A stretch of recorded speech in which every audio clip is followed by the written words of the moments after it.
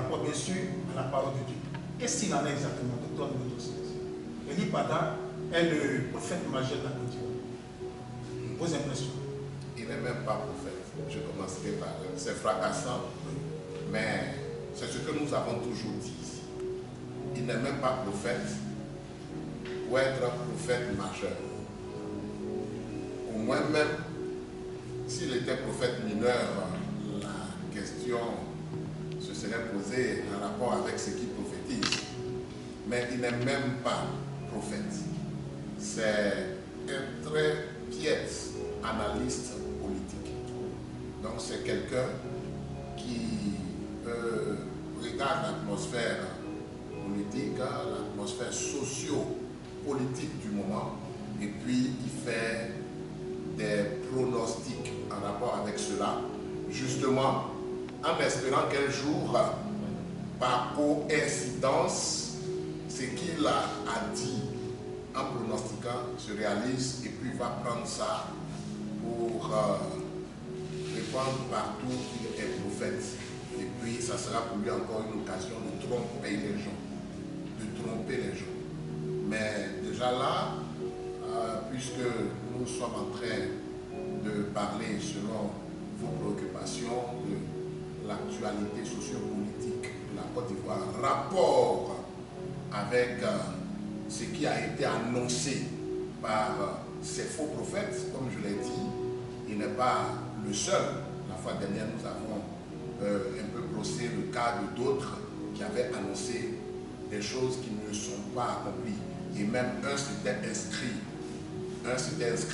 dans ce que ce monsieur Eli Pada avait annoncé, et rien ne s'est passé par rapport à cela.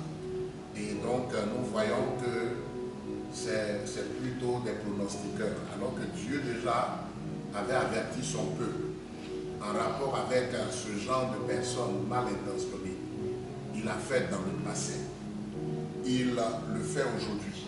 Vous voyez que dans 2 Pierre au chapitre 2 verset 1, l'apôtre Pierre avait dit qu'il y a eu de faux prophètes parmi le peuple, de même il y aura parmi vous de faux docteurs.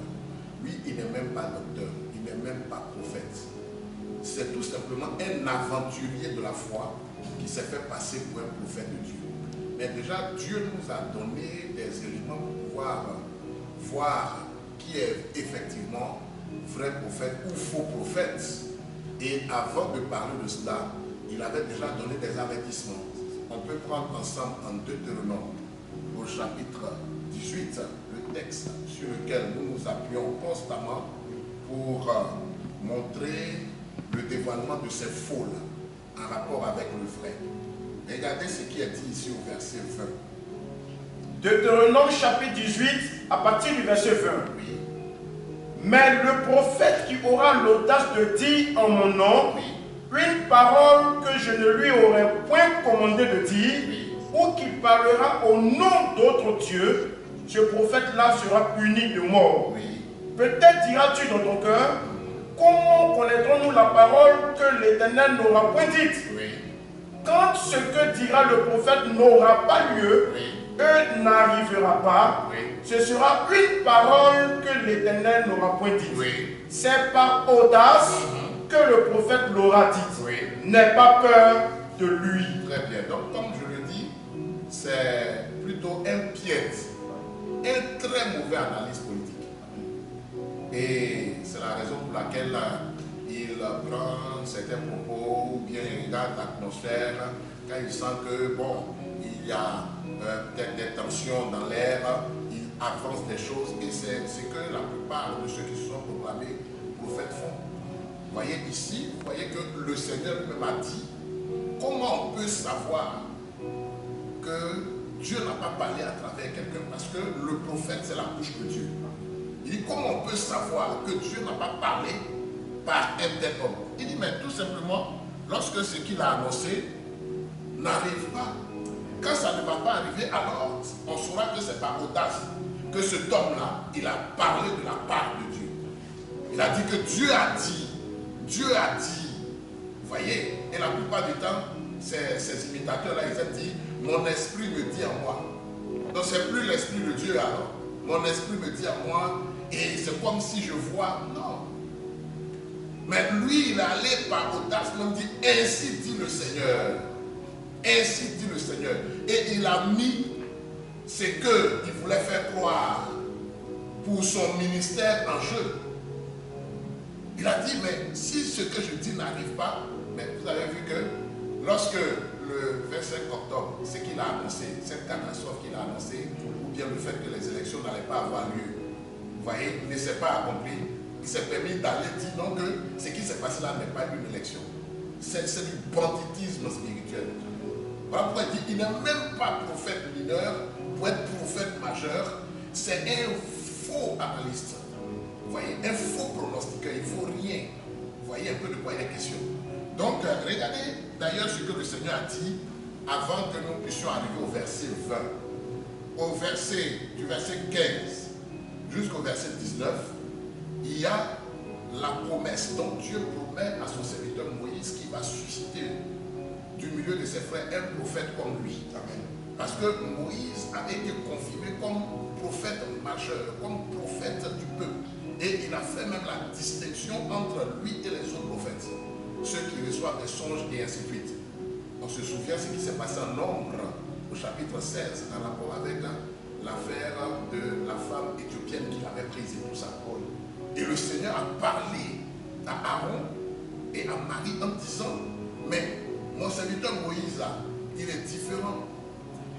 Vous voyez, il a marqué la différence entre Moïse et les autres. Vous voyez, donc il dit ici, je vais susciter un prophète comme toi. Là, il parlait de notre Seigneur. Dieu prophète, qui envoie les prophètes. Donc les prophètes qui ont prophétisé dans les Saintes Écritures sont des prophètes de Dieu.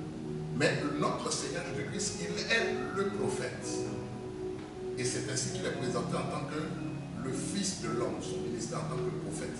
Donc là, on voit que du verset 15 jusqu'au verset 19, le Seigneur parlant à Moïse donne cette promesse. Mais avant cela, il avertit le peuple. Donc, il parle à Moïse pour que Moïse puisse avertir le peuple en rapport avec justement ces comédiens. Oui. Regardez ce qu'il dit ici au verset 9. C'est un peu long, mais permettez que nous puissions lire cela parce que ça permet aussi la compréhension du reste. Oui. Deutéronome chapitre 18 à partir du verset 9. Lorsque tu seras entré dans le pays que l'Éternel, ton Dieu, te donne, oui, tu n'apprendras point à imiter les abominations de ces nations-là. Oui. Qu'on ne trouve chez toi personne qui fasse passer son fils ou sa fille par le feu, oui, personne qui exerce le métier de devin. Donc, personne qui exerce le métier de devin. Vous voyez? Donc, il y a des devins, donc des personnes qui annoncent des événements, mais ils annoncent cela non pas par l'Esprit de Dieu. Vous voyez? C'est cela. Nous poursuivons. D'astrologues, oui, d'augures, de magiciens, oui, d'enchanteurs, personnes qui consultent ceux qui évoquent les esprits, oui, ou qui disent la bonne aventure, oui, personnes qui interrogent les morts. Donc, vous voyez ici que on a été informé à plusieurs reprises de ce qu'il y avait des personnes qui allaient dans certains pays pour aller chercher véritablement des talismans, pour aller consulter véritablement des devins et tout cela, pour pouvoir avoir une certaine puissance, pour pouvoir prédire des événements futurs. Vous voyez? Mais les fils de Dieu arrivent à les discerner, c'est-à-dire qu'ils arrivent à savoir qui sont des imitateurs par leur faux enseignement. Vous voyez? Parce qu'un authentique prophète, imaginez-vous un peu, Dieu parlant à quelqu'un en rapport avec les événements futurs. Et puis, cette personne-là ne prêche pas selon la parole que Dieu a donnée à son peuple. Mais alors, on comprend alors que c'est tout simplement un imitateur. Vous voyez? Donc, dans Deutéronome chapitre 13, d'ailleurs, avant d'arriver au chapitre 18, le Seigneur avait montré aussi ce signe-là de quelqu'un même qui vient. Et puis, il annonce des événements. Il annonce ainsi. Il annonce des événements graves qui s'accomplissent. Et puis maintenant, il vient et il allonge vers d'autres dieux. Vous voyez? Donc, le Seigneur dit, tu ne vas pas écouter cet homme-là parce que c'est l'Éternel qui te met en va garder sa parole en tout point de vue. Mais bien entendu, on a vu que dans les 10 commandements, Exode chapitre 20, le Seigneur avait donné le premier commandement que le peuple d'Israël ne devait pas avoir un autre Dieu. Maintenant, voici quelqu'un qui vient et puis il annonce quelque chose, et puis ça s'accomplit, et puis maintenant il dit allons vers notre Dieu. Donc, il rejette la parole de Dieu. À partir de là, on peut savoir véritablement que c'est un faux. Docteur Nebuchadnezzar, nous allons approfondir un peu ce que vous venez de dire tout à l'heure. Oui. Nous reconnaissons un faux prophète lorsqu'il annonce quelque chose qui ne s'accomplit pas. Oui, ça c'est un des signes. Ça c'est un des signes. Un des signes. Oui. Le deuxième signe, oui, c'est qu'il ne prêche pas oui, l'évangile oui, de Jésus-Christ. très bien. Donc, mais ces prophètes-là, la parole. Ah, okay. Oui. Mais ces prophètes dans leurs assemblées, ils sont prophètes et pasteurs, oui, mais ils parlent de Jésus-Christ. Mais comment est-ce qu'on oui, peut reconnaître que l'enseignement qu'ils donnent ne provient pas du véritable évangile de Jésus-Christ? Puisque le Seigneur a dit aussi, quelque part, ce n'est pas tous ceux qui me disent Seigneur, Seigneur. Donc, eux aussi, ils enseignent au nom de Jésus-Christ. Oui. Donc, le profane, quelqu'un qui n'a pas la connaissance comme vous, docteur de... Oui, non, je permettez que je vous arrête là pour ne pas qu'on avance. Oui. Vous avez fait allusion à Matthieu 7, verset 21. Voilà. Mais justement, dans ce texte de l'Écriture, vous allez constater que dans cette partie-là, ils ont dit, n'avons-nous pas prophétisé en ton nom? N'avons-nous pas chassé des démons en ton nom? N'avons pas fait beaucoup de miracles en ton nom? Mais aucun d'eux n'a revendiqué le fait d'avoir prêché la parole. Vous constaterez qu'aucun n'a revendiqué cela. Vous voyez, alors que quand Dieu envoie un de ses serviteurs, c'est aussi non seulement pour annoncer des choses, mais pour aussi annoncer sa parole. Quelle est cette parole? Mais ce que le Seigneur a dit, tout à l'heure, vous voyez que je me suis référé à Exode chapitre 21, à rapport à les 10 commandements. Maintenant, et aussi, j'ai parlé de cela en rapport avec Deutéronome 13. Vous voyez? Donc, pour le cas, par exemple, du Nouveau Testament, donc de notre ère, on constate que quand l'apôtre Paul avait prêché la parole aux Béréens, qu'est-ce qu'ils ont fait? On peut lire cela en Actes chapitre 17 à partir du verset 10. On remarque qu'ils ont examiné les Écritures pour savoir si ce que l'apôtre Paul leur disait était exact. Donc quand quelqu'un vient et puis dit qu'il est prophète, que Dieu parle en lui, mais on doit aussi examiner ce qu'il enseigne. Même pour le cas d'espèce avec ces prophètes-là, vous voyez que leur enseignement n'a rien à voir avec la doctrine de Jésus-Christ, le Dieu prophète. Parce que le Dieu prophète, il a aussi sa doctrine. Vous voyez, c'est cela. Et nous remarquons qu'au commencement n'étaient pas les prophéties, ni les miracles. Mais au commencement était la parole, selon Jean 1:1. Vous voyez, mais il se trouve que ces imitateurs-là, eux, ils mettent beaucoup plus l'accent sur les prophéties, sur les miracles, sur le fait d'opérer des délivrances et tout cela, alors que ça, ce sont des signes qui accompagnent ceux qui ont cru.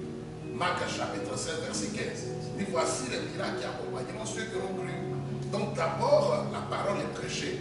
Et puis ensuite, nous remarquons que Dieu lui-même, il accomplit un miracle en fonction du besoin qui se présente. Voyez? Et lorsque notre Seigneur Jésus-Christ, la parole, le Dieu prophète est entré en scène, on a pu voir qu'il a prêché la parole. Lorsqu'il partait de ville en ville, c'était pour annoncer le royaume de Dieu. Il dit véritablement, répandez-vous, le royaume des cieux s'est approché. Répandez-vous, le royaume de Dieu s'est approché. Et c'est ainsi que, prêchant cette bonne nouvelle, cette parole-là, il recrutait ses disciples et ensuite il a formé son corps. Mais il se trouve que quand nous regardons la doctrine de ceux-là, ça n'a absolument rien à voir avec la doctrine de Christ. Et à partir de là aussi, nous voyons que non seulement ce qu'ils disent ne s'accomplit pas, mais aussi leur enseignement n'a rien à voir avec la doctrine de Christ. Donc, on peut lire. Actes chapitre 17, à partir du verset 10. Oui. Aussitôt les frères firent partir de nuit Paul et Silas pour Bérée. Oui. Lorsqu'il fut arrivé, ils entrèrent dans la synagogue des Juifs. Oui. Ces Juifs avaient des sentiments plus nobles que ceux de Thessalonique. Oui. Ils reçurent la parole avec beaucoup Ils d'empressement. ont reçu la parole avec beaucoup d'empressement. Voici ce que l'Écriture dit. Ils reçurent la parole avec beaucoup d'empressement. Oui. Et ils examinaient chaque jour Et examinaient chaque jour les Écritures pour voir si ce qu'on leur disait était exact. Pour voir si ce qu'on leur disait était exact. C'est quelque chose de très important, c'est capital. Donc quand un prophète vient, il annonce quelque chose, et on cherche d'abord à savoir mais qu'est-ce qu'il croit. Est-ce que ce qu'il croit a un rapport avec la parole de Dieu, avec la doctrine de Christ, de Dieu prophète? Ça c'est un. De deux, on est tranquille, on attend pour voir si ce qu'il a annoncé là va s'accomplir. Bon, je me souviens bien que lors de nos interventions et tout ça, dans les commentaires, il y a un des commentateurs qui s'était permis de dire que nous-mêmes, on n'a pas, on a cru en cette prophétie-là, c'est la raison pour laquelle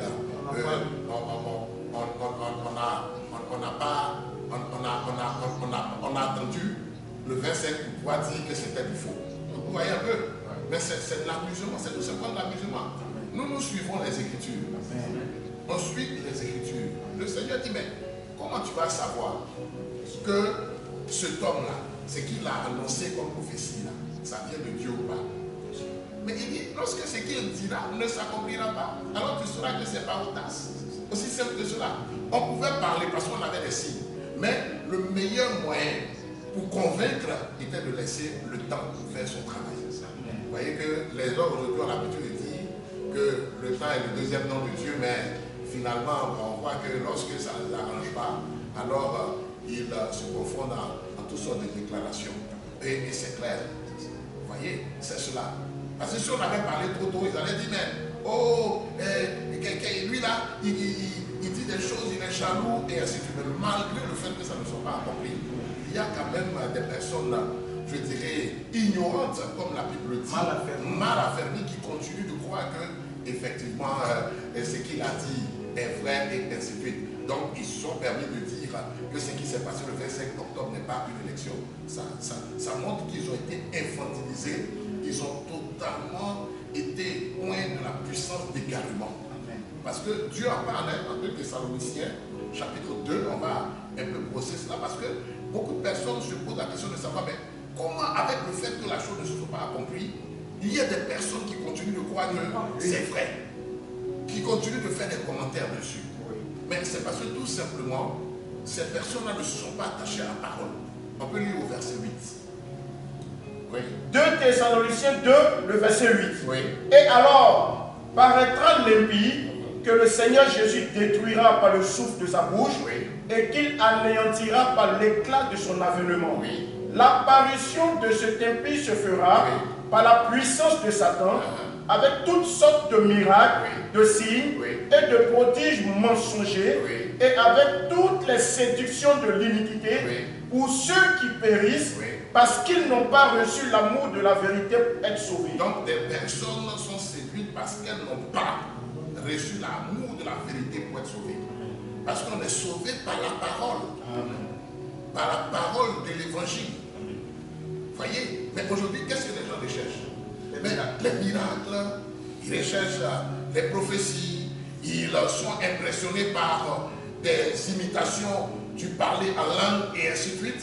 Mais c'était la comédie. Et regardez que quand il a commencé à parler, il a fait croire qu'il était en train de parler en une autre langue, en araméen et ainsi de suite. Ça, c'est pour séduire les personnes mal affermies. Des personnes déjà qui ont rejeté la parole. Voici pourquoi ils peuvent croire au mensonge. Vous voyez, c'est cela. Reprends la partie verset 10, oui. Oui. Et avec toutes les séductions de l'iniquité, pour ceux qui périssent, parce qu'ils n'ont pas reçu l'amour de la vérité. Parce qu'ils n'ont pas reçu l'amour de la vérité. Pour être sauvés. Oui, continue. Aussi, Dieu leur envoie une puissance d'égarement. Aussi, Dieu leur envoie une puissance d'égarement. Pour qu'ils croient au mensonge. Afin que tous ceux qui n'ont pas cru à la vérité, mais qui ont pris plaisir à l'injustice, soient condamnés. Et voyez que dans les revendications que ces personnes, ces faux prophètes ont faites, dans Matthieu 7, verset 21, aucun n'a dit, n'avons-nous pas prêché la parole? Parce que ce n'est pas la parole de l'évangile qui prêche.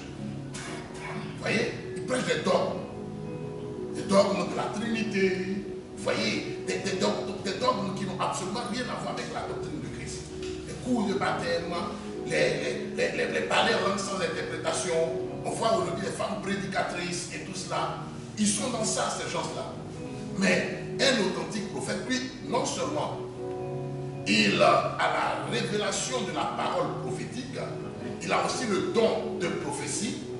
Et puis, lorsqu'il annonce un événement par ainsi dit le Seigneur, cet événement-là s'accomplit parce que c'est Dieu qui travaille en lui. C'est Dieu qui parle en lui. Vous voyez, Dieu ne peut pas annoncer quelque chose qui ne va pas s'accomplir. Puisqu'il est le maître du temps et des circonstances. Et il connaît la fin avant le commencement, puisque c'est son plan. Vous voyez? Et aujourd'hui, d'ailleurs, on se dit, mais pourquoi certains se sont dit, mais pourquoi on s'acharne sur cet homme-là? Mais parce qu'il jette le discrédit sur le nom du Seigneur. Il jette le discrédit sur l'église du Seigneur. Il jette le discrédit sur la corporation des authentiques ministres. Et ce genre de personnes-là doivent être dénoncées, dévoilées.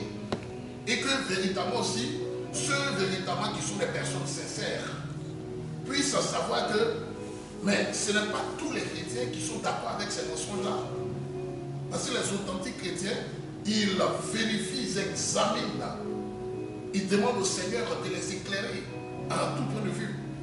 Vous voyez, regardez encore ce que même l'Écriture nous dit en 1 Thessaloniciens au chapitre 5. Vous voyez que le Seigneur a dit qu'on ne doit pas mépriser les prophéties. Mais on doit examiner toujours. Là, nous sommes au verset 20. Regardez ce qui est dit ici. Oui. Oui. Ne méprisez pas les prophéties. Oui.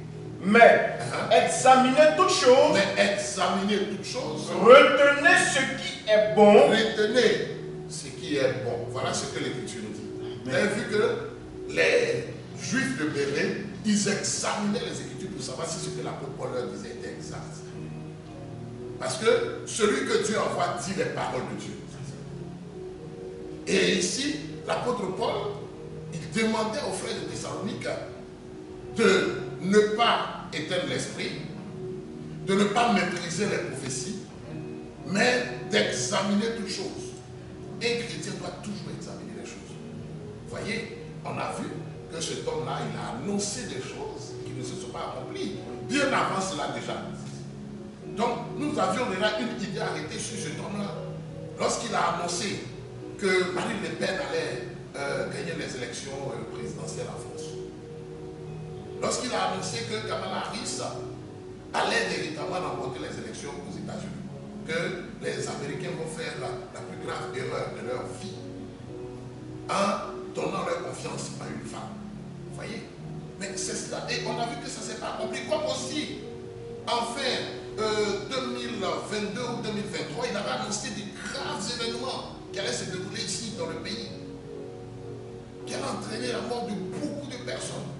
Et lorsque le temps avançait et que rien ne se produisait, alors qu'est-ce qu'il a fait? Il a préféré fuir pour aller se cacher parce qu'il savait qu'il allait rendre compte pour avoir annoncé des événements graves, pour avoir troublé le peuple. Vous voyez? Et beaucoup de personnes ont cru en ces... Mais certains même sont allés, mais bien entendu, c'est dans ce délai-là que certains même avaient annoncé qu'il n'allait pas avoir la CAN. La CAN n'allait pas se dérouler. Non seulement la CAN s'est déroulée, et elle a été considérée comme l'une des plus belles CAN de l'Afrique jamais vécue. Et même la Côte d'Ivoire a encore remporté la CAN, cette CAN-là. Alors qu'ils ont une sorte de fléau, de malheur sur la Côte d'Ivoire. Oui, voilà. Docteur Noro Céleste, oui. Dans vos interventions, vous insistez beaucoup sur la parole. Oui.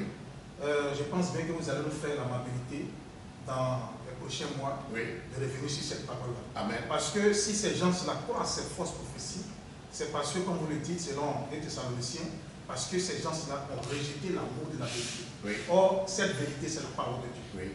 Est-ce que vous pouvez nous accorder des semaines à venir pour que nous puissions revenir sur cette avec joie et avec plaisir. Et comment est-ce que vous avez rencontré cette vérité? Amen. Et quelle est cette vérité? Il n'y a pas de problème. Et ce sera une joie pour nous, d'autant plus que le Seigneur nous a fait la grâce d'être enseignant de la parole de Dieu. Vous voyez que dans les 5 ministères, il y a aussi le ministère de docteur, selon Éphésiens 4, verset 11. Vous voyez? Et la Bible même dit que les 5 ministères ont été placés dans le corps pour l'édification de ce corps-là et le perfectionnement de ce corps-là. Pour que les fils de Dieu ne soient pas ballottés à tout vent de doctrine par la tromperie des hommes. Lorsque quelqu'un est instruit, il est enseigné correctement en rapport avec la parole de Dieu, il ne peut pas être ballotté à tout vent de doctrine, il ne peut pas être séduit. Mais c'est pour cela que notre Seigneur, le Dieu prophète, a dit en Matthieu 24, 24, que les faux prophètes et les faux Christ, malgré le fait qu'ils allaient faire de grands miracles, ils n'allaient pas pouvoir séduire les élus. Il dit, au point de séduire, s'il était possible, même les élus. Au point de séduire, au point de séduire, s'il était possible, même les élus. Parce qu'un élu, c'est une partie de la parole de Dieu. Un chrétien est un fils de la vérité. Vous voyez, parce que si nous disons que nous sommes des enfants de Dieu, alors nous sommes supposés être des enfants de la parole, qui est la vérité, parce que Dieu est la parole. Est-ce que l'Écriture nous dit en Jean 1, au commencement était la parole était avec Dieu, et la parole était Dieu. Toute chose a été faite par elle, et rien de ce qui existe n'a été fait sans elle. En elle était la vie était la lumière des hommes. Vous voyez? Donc pour dire effectivement qu'un chrétien, donc un élu de Dieu, il est une partie de la parole. Vous voyez? Dans le même chapitre 24 de Matthieu, le Seigneur avait déjà annoncé beaucoup de faux prophètes qui allaient séduire les gens. En Matthieu 24, verset 11. Donc déjà, les authentiques serviteurs de Dieu, les authentiques fils de Dieu, ne sont pas, je dirais, étonnés de voir ces personnes malveillantes et ces trompeurs sur la scène. Ils ne sont pas étonnés de voir cela. Parce qu'ils ont déjà été annoncés par le Dieu prophète. Au point où, si nous pouvons nous exprimer ici, que s'il n'avait pas existé, il aurait fallu que nous l'écrivions. Merci bien de Parce que Dieu a été très clair par rapport à nous prenons cette promesse Amen. avec beaucoup de joie. Oui. Et d'ailleurs, c'est vrai que nous sommes en train de dénoncer les faux. Mais aussi, si vous voulez, avec votre permission, nous allons intervenir sur les caractéristiques des authentiques prophètes et en donner des exemples. Parce que, malgré le fait que le Seigneur a annoncé la venue de faux prophètes, il a aussi annoncé la venue de vrais prophètes. Parce que s'il y a le faux, c'est qu'il a un vrai. Exactement. On compare le vrai par rapport au faux. Ou bien, on parle de faux par rapport au vrai. Donc voilà un peu de quoi il est question.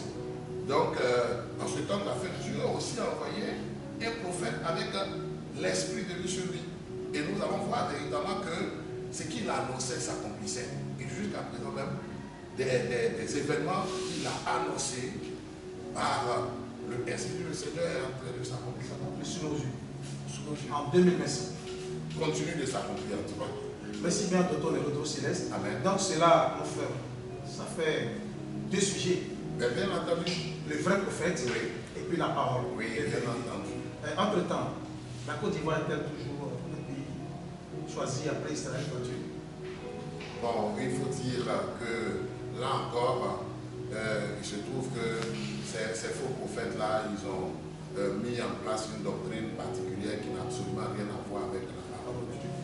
Vous voyez, la Côte d'Ivoire est un pays comme tout autre pays du monde. Parce que dans les Saintes Écritures, il y a Israël qui est le peuple choisi de Dieu et puis les nations. Et la Côte d'Ivoire fait partie du concert des nations. C'est vrai que quand vous prenez toute corporation, vous prenez tout peuple, vous prenez tout être humain, il y a des personnes qui bénéficient des grâces par rapport à d'autres. Donc la Côte d'Ivoire aussi bénéficie des grâces de Dieu. Mais ça ne fait pas d'elle un pays particulier en rapport avec la parole prophétique. Voilà ce que nous pouvons dire. Il y a des pays qui sont cités dans les Saintes Écritures en rapport avec la parole prophétique, mais la Côte d'Ivoire n'en fait pas partie. La Côte d'Ivoire fait partie des nations. Des nations.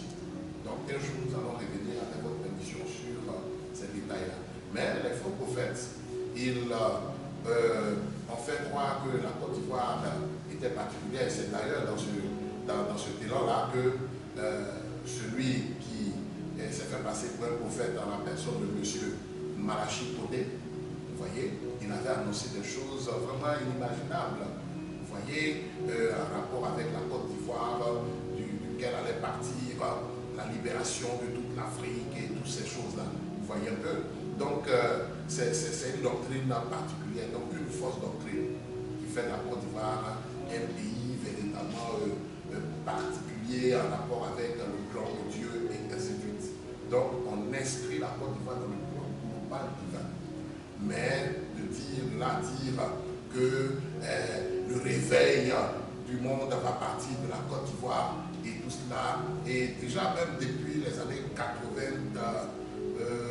1997, 98, on entendait une telle prédication, ça et là, mais aujourd'hui les gens sont en train de se réaliser que effectivement la Côte d'Ivoire a reçu une grâce de la part de Dieu.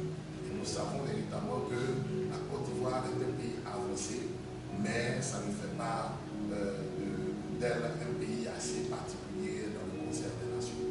En tout cas, du point de vue de la parole prophétique. Merci bien, docteur, de nous apporter cette précision. Oui. Nous allons continuer avec nos préoccupations. Et il y a une dernière vidéo dans laquelle ce fameux prophète Lipata demande à tous les Ivoiriens d'acheter de l'huile d'onction d'olive, Oui. de consacrer cette bouteille d'huile, de les verser sur la terre, de les verser aussi dans l'eau pour conjurer le mauvais sort, pour que cette prophétie arrive effectivement à sa réalisation. Nous allons beaucoup parler de cette huile d'onction. Nous voyons que beaucoup de prophètes utilisent l'huile d'onction.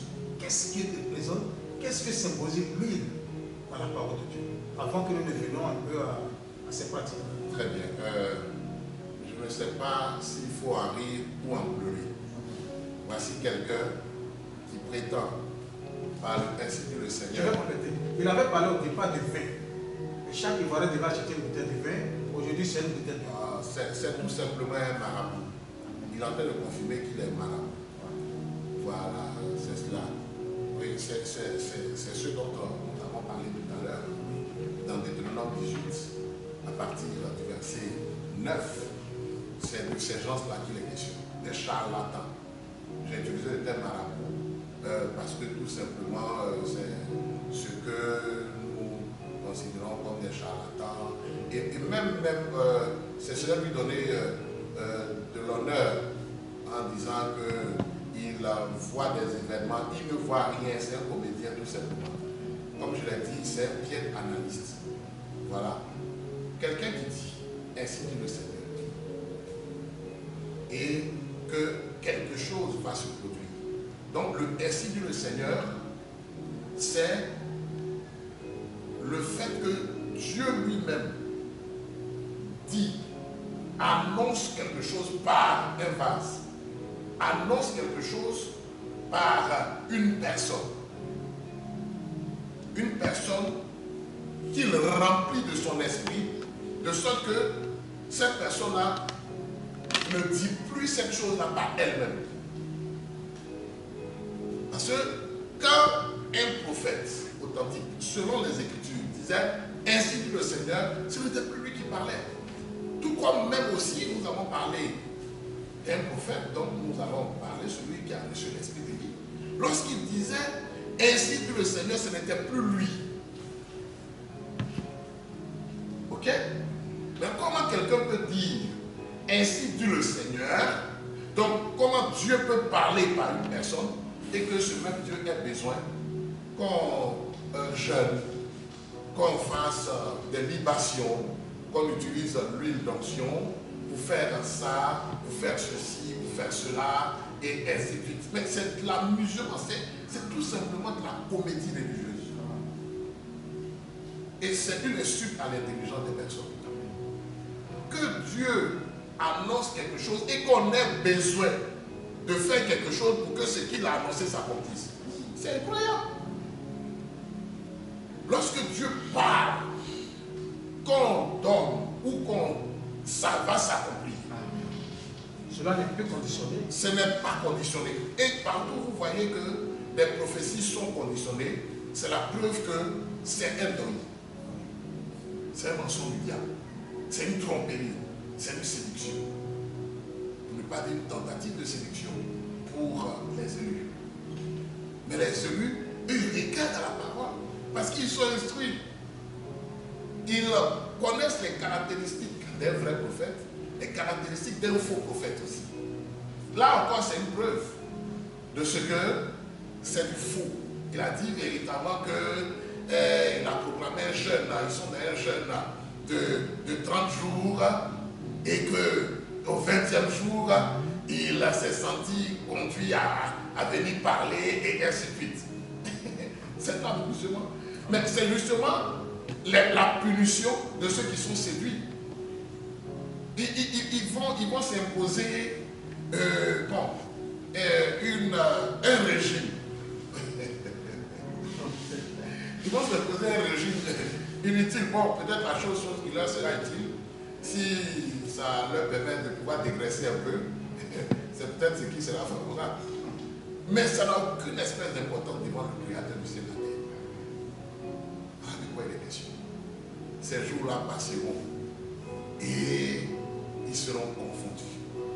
Comme je l'ai dit la fois dernière, lorsqu'il est venu dire un de ses porte-paroles, est venu dire oui, que tous ceux qui ont méprisé la prophétie, qui ont raillé la prophétie et tout ça, donc ils vont mourir et tout et tout. J'avais dit.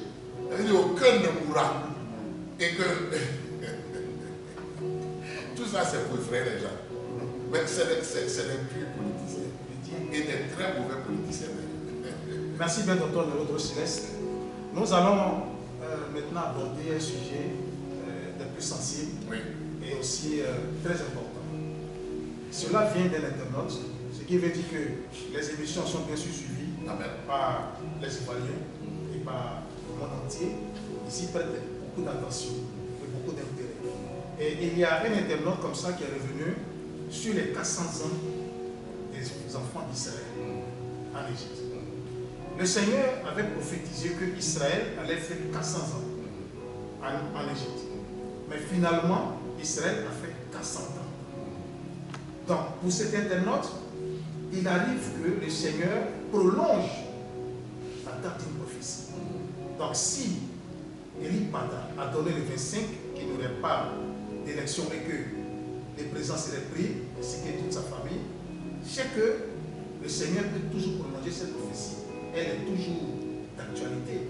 Qu'est-ce que vous en pensez? De même que le Seigneur a prolongé les 30 ans la servitude du peuple d'Israël en Égypte, le Seigneur peut aussi prolonger. Très bien. Vous voyez véritablement que ça, c'est les pleurs. C'est les pleurs de quelqu'un qui, malheureusement, est très mal enseigné. Il avait mis sa confiance dans quelque chose qui n'est pas arrivé.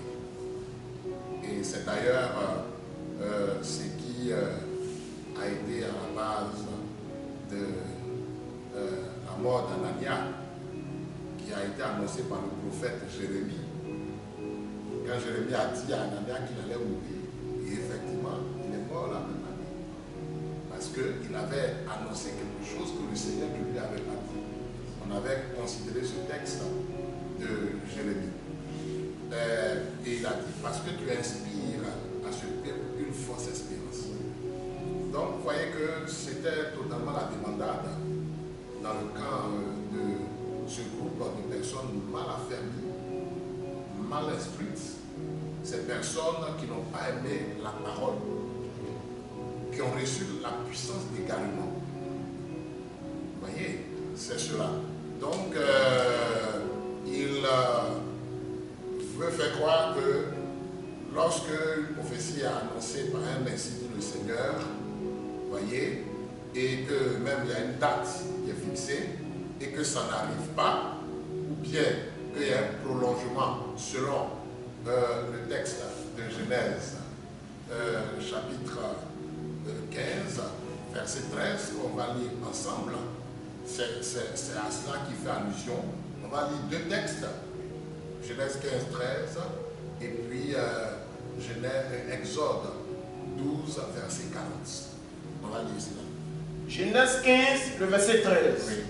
Et l'Éternel dit à Abraham, sache que tes descendants seront étrangers dans un pays, oui, qui ne sera point à eux. Oui. Ils y seront asservis, oui, Et on les opprimera pendant 400 ans. On les opprimera pendant 400 ans. Vous voyez? Bien. Donc, c'est bel et bien marqué 400 ans. On peut aller en Exode 12, verset 40. Exode 12, le verset 40. Il est écrit: le séjour des enfants d'Israël en Égypte fut de 430 ans. Amen. Amen. Donc, selon la version Louis II, lorsque nous prenons les choses de cette façon-là, il est clair que le prophète Abraham, qui avait annoncé que les enfants d'Israël allaient être en captivité pendant 400 ans dans un pays étranger, et que à l'accomplissement, il est mentionné en Exode 12, 430 ans. Donc, c'est comme s'il y a un prolongement de 30 ans, n'est-ce pas? Très bien. On va lire dans la version, la Bible d'Alexandrie. La Bible d'Alexandrie, qui a été écrite, qui a été traduite, ça fait partie des plus vieilles traductions. Donc, la Bible d'Alexandrie, comme je l'ai mentionné, la Septante, qui a été écrite par 60, traduite par 70 juifs.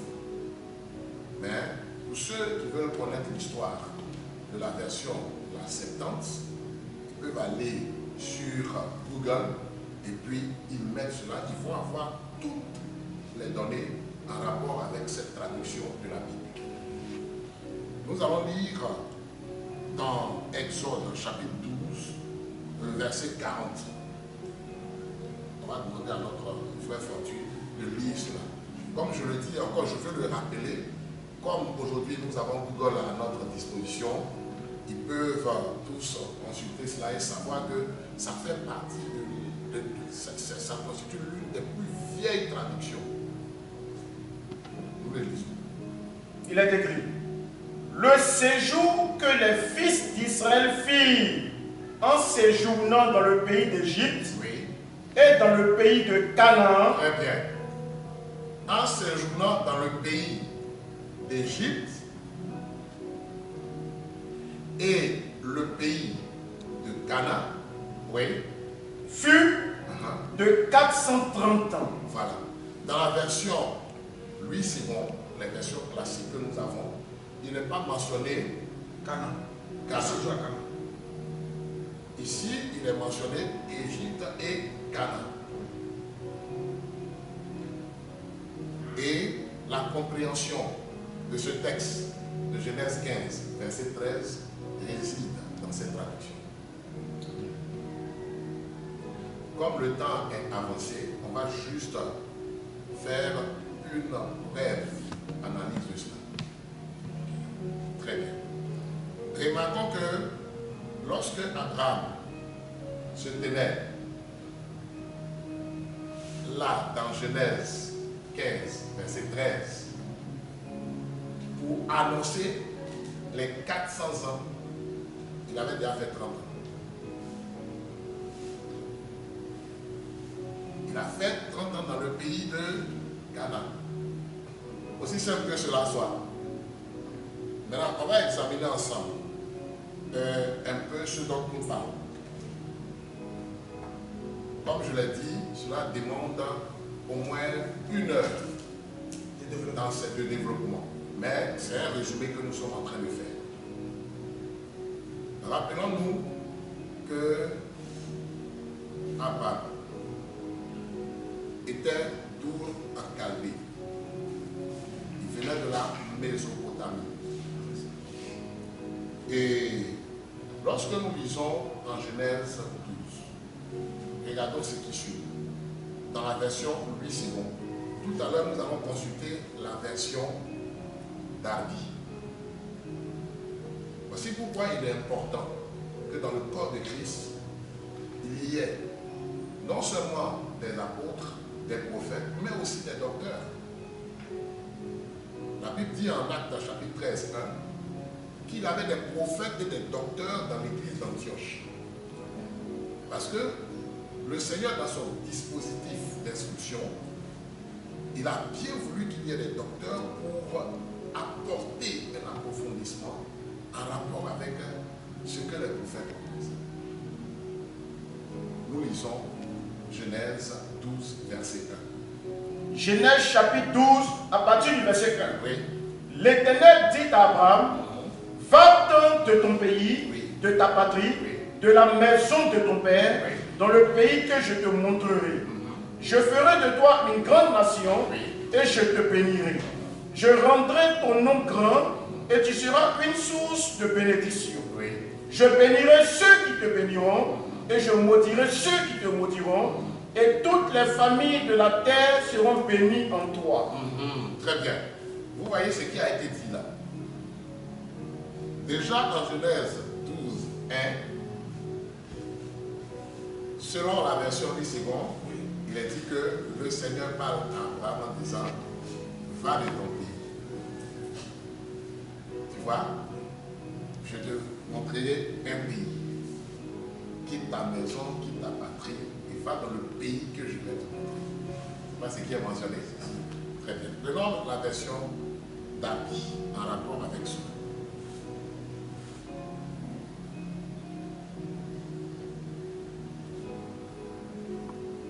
La version d'Abi.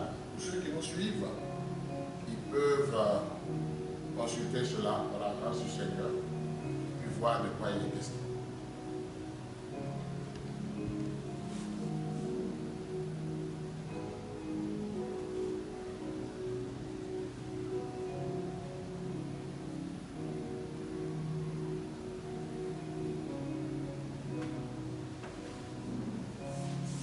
Genèse 12, 1, version d'Abi.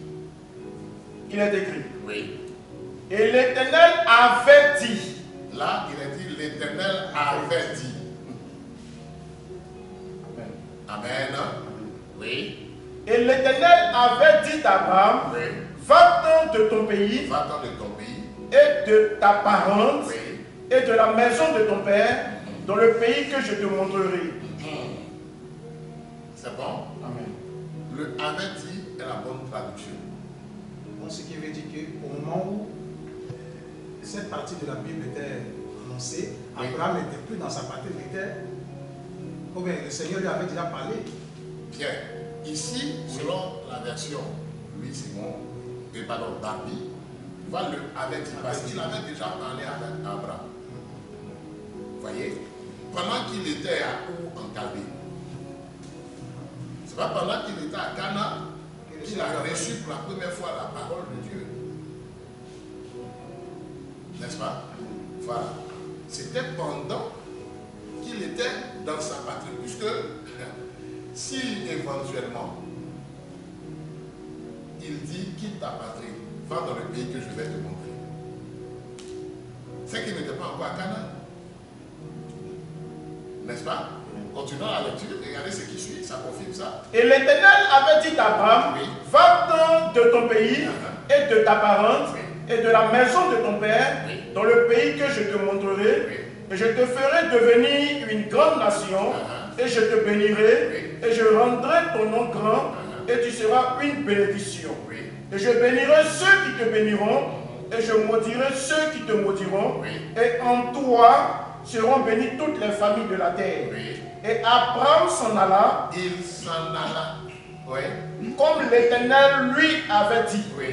Et Lot s'en alla avec lui. Oui. Et Abraham était âgé de 75 ans lorsqu'il sortit de Charan. Très bien. Il était âgé de 75 ans lorsqu'il sortit de Charan. C'est bon? Donc, Dieu lui a parlé à Charan. Pas à Cana, mais à Charan. Donc à Our, en Mésopotamie. C'est bon? Donc après là, il part de là et puis il va à Charan. C'est bon? Maintenant, vérifions ça dans le livre des Actes, au chapitre 7. Actes chapitre 7. Déjà, là, c'est une question sensible. Ben, on comprend. ceux qui se sont laissés séduire par ce faux prophète et qui continuent de se laisser séduire par d'autres faux prophètes sont mal enseignés. Ce sont des âmes mal affermies. Ils ne sont pas instruites. Voyez, nous continuons. Actes chapitre 7, Versets 1 à 4. Amen. Oui. Le souverain sacrificateur dit, les choses sont-elles ainsi? Étienne répondit, Oui. Hommes, frères et pères, Oui. écoutez. Le Dieu de gloire apparut à notre père Abraham lorsqu'il était en Mésopotamie. Lorsqu'il était en Mésopotamie. Ou en Chaldée. Vous voyez, ou à Chaldée. C'est bon? Nous continuons. Avant qu'il s'établisse à Charan, Avant qu'il s'établisse à Charan. Oui. et il lui dit, Oui. quitte ton pays et ta famille, et Donc, vous voyez, Ouais. donc Dieu lui a parlé pendant qu'il était à Ou en Chaldée. De là, il est parti jusqu'à Charan avec son père. Son père est mort à Charan et il a continué maintenant vers le pays de Canaan. C'est bon? Et la Bible dit qu'il était âgé de 75 ans. N'est-ce pas? Très bien. Maintenant, regardons ici. On peut prendre Genèse 11 pour les détails. Pour ceux qui veulent avoir les détails de ce que nous sommes en train de dire. Amen. Mais la partie qui nous intéresse, c'est l'âge d'Abraham qui est mentionné. 75 ans. Très bien. Tiens. Quand il avait 75 ans, il était à Mésopotamie, n'est-ce pas? Et de là, il quitte, après que le Seigneur lui parlait, il quitte et puis il s'en va s'installer dans le pays de Canaan. Alors en Genèse 21, verset 4. Donc nous sommes en train de voir tout cela.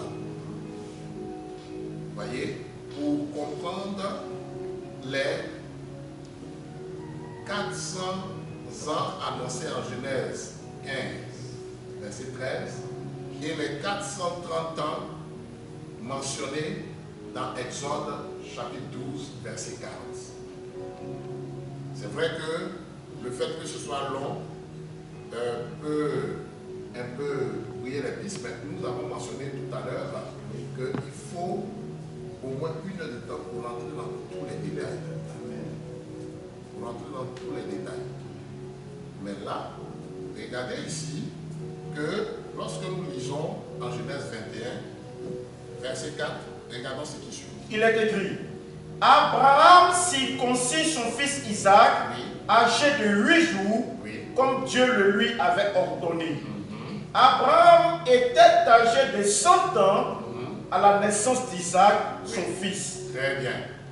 Donc il y a 25 ans qui sont ajoutés. Voilà. C'est bon?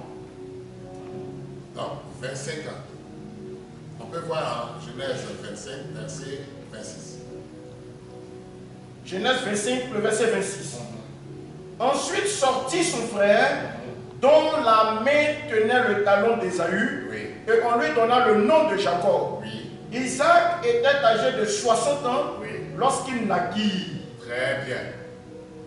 Donc, vous remarquez que de la naissance d'Isaac à la naissance de Jacob, il y a 60 ans. C'est bon? Très bien. On a lu tout à l'heure Genèse 25, verset 26. Bien. Regardons Genèse 47, verset 8.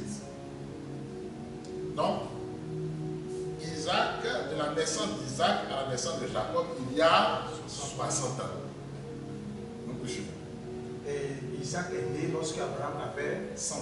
Très bien. Donc ça dit, Abraham avait déjà passé 25 ans Très bien. à Canaan. C'est ça. Maintenant, il va rester 5 ans. On va trouver tout à l'heure. Papa, Genèse 47. Verset 8. Genèse 47, le verset 8. Pharaon dit à Jacob, quel est le nombre de jours des années de ta vie? Jacob répondit à Pharaon, les jours des années de mon pèlerinage sont de 130 ans.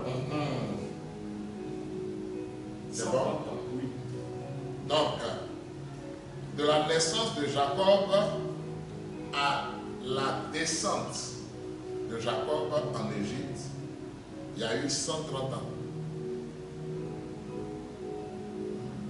C'est à 130 ans qu'il est arrivé en Égypte. Exact. C'est bon, hein? Oui, c'est bon. Tu me suis très bien. Et ces questions que tu poses sont importantes pour la compréhension aussi de ceux qui nous suivent. C'est bon? Très bien. Allons en Genèse 47, 8, ce qu'on avait lu. Maintenant, jusqu'à Exode 12, 40. Donc, de la descente de Jacob en Égypte jusqu'à la sortie des enfants d'Israël d'Égypte. Amen. Amen. Il y a 210 ans.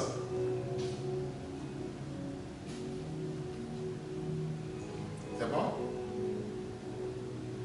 Allons-y ensemble en Genèse 47, verset 8 et on poursuit.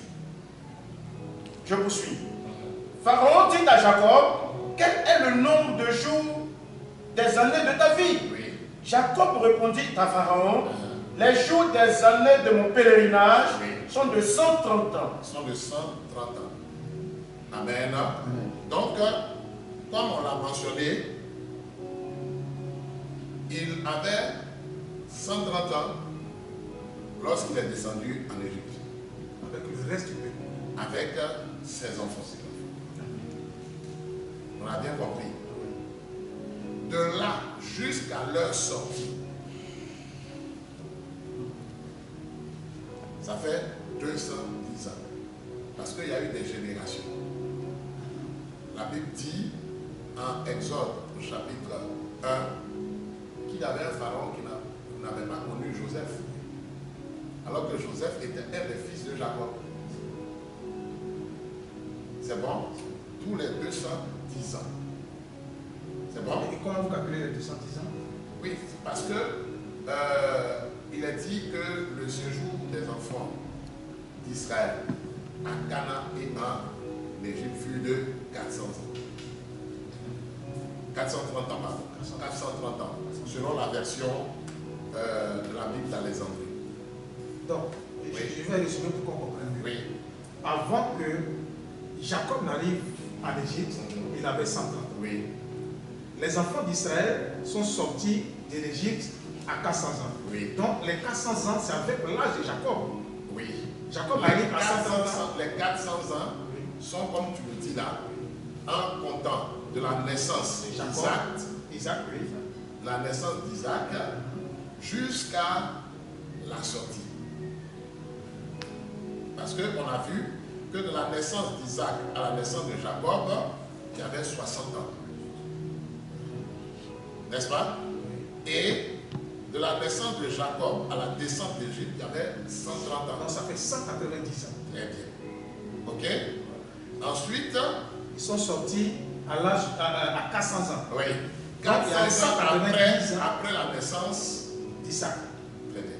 Donc, il y a les 190 ans. Très bien. Lorsqu'on soustrait les 400 ans, il y a les 210 ans. Donc, le peuple d'Israël a fait 210 ans Oui. en Égypte.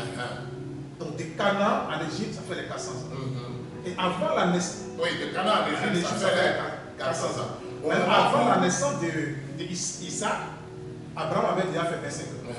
Mais il est 5 ans. Merci. D'abord, tu as compris ça déjà. Oui.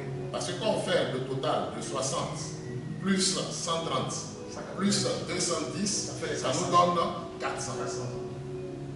C'est pas ça? Oui. Donc, j'avais dit qu'au moment où Dieu a parlé à Abraham pour dire que sa descendance allait être pendant 400 ans en Égypte, Amen, il avait fait déjà 25 ans à Canaan. C'est bon? N'est-ce pas?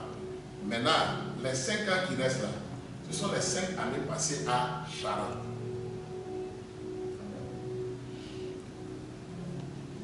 Parce que Dieu lui a parlé pendant qu'il était à Our en Mésopotamie. Amen. Et il n'est pas Charan. Oui. En Mésopotamie, Qui n'est ou à pas- Chaldée, Voilà, ce n'est le pas Seigneur lui Charan. a parlé. Voilà. Quand il est sorti de là, il est venu s'installer à Charan. Et à Ils Charan, ont il a fait fait 5 5 ans ans. avec son père. Oui. Quand son père est décédé, Oui. c'est en ce moment qu'il est venu s'installer à Canaan. Oui, Il a fait encore 25 ans Oui. avant que Isaac ne naisse. très bien.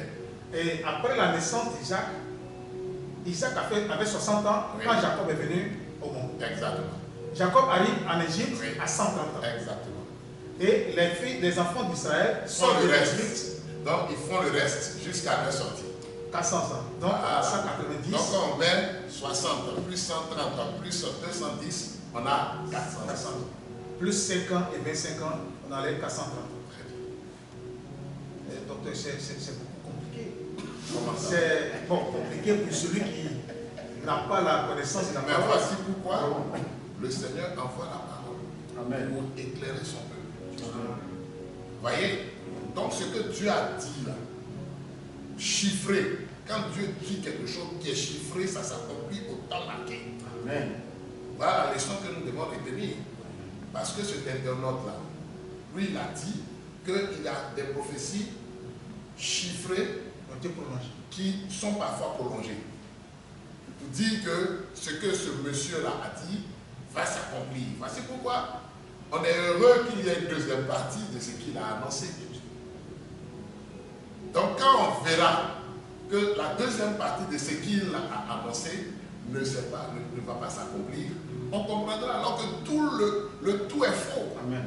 Parce que nous, on croit déjà que c'est faux. Mais il y a des personnes qui veulent se convaincre que Dieu donne des prophéties chiffrées, mais qui débordent.